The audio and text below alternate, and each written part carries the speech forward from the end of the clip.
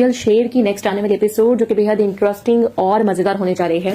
Next आने वाले episode में आपको देखने को मिलेगा कि जैसा कि आप जानते हैं कि चौधरी शुजात जो कि कभी भी अपनी बेटी फजर की शादी शेर से नहीं करना चाहता और शेर जो कि अपनी माँ को भी मना लेता है कि अब हमने रिश्ता वहां पर लेकर जाना है तो कुछ भी हो जाए शादी तो मैं फजर से ही करूंगा। उसकी माँ उसको मना करने की बहुत कोशिश करती है, लेकिन जब शेर नहीं मानता तो उसकी माँ कहती है कि ठीक है, अब जो तुम चाहते हो जैसा करना चाहते हो ठीक है कर लो, अब हम रिश्ता ले जाते हैं। अब जैसे ही शेर अपने माँ बाप को कन्विंस करने के बाद वहां पर रिश्ता लेकर जाएगा और पहले तो शेर के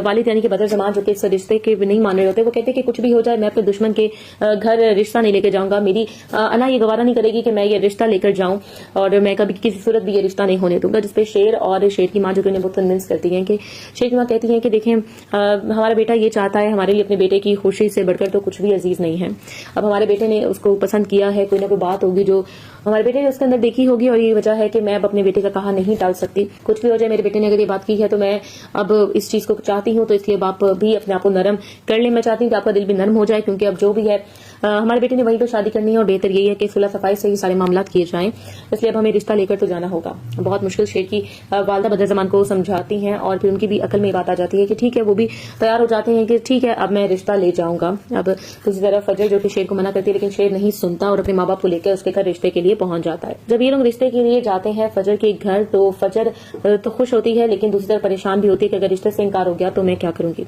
और होता भी कुछ इसी तरह है कि कुछ भी समझ नहीं आ रही होती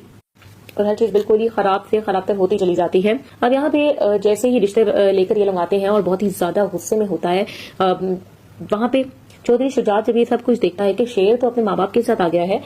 मेरे घर तक पहुंच जाएगी, ये बात वैसे ही उससे बर्दाश्त नहीं होती। और जब वो रिश्ते की बात करते हैं कि हम फजर के रिश्ते के लिए आए हैं, तो यहाँ पे तो चौधरी शुजात के मिजाज नहीं मिलते। वो कहता है कि तुम लोग मतलब रिश्ते के लिए आ गए हो, वो ये चीज बिल्कुल भी बर्दाश्त नहीं कर पाता कि मेरी बेटी का रिश्ता एक ऐसे घराने में बिल्कुल नहीं कर सकता जिनसे मेरी दुश्मनी है। अब यहाँ पे चौधरी शुजात को बहुत गुस्सा आता है, वो कह देता है शेर को कि जाओ और यहाँ से चले जाओ और आइंदा के बाद तुम मेरे घर में कदम न रखना। तुम्हें क्या लगा था कि मैं अपनी बेटी का रिश्ता तुमसे कर दूंगा? मैं कभी भी नहीं करूंगा।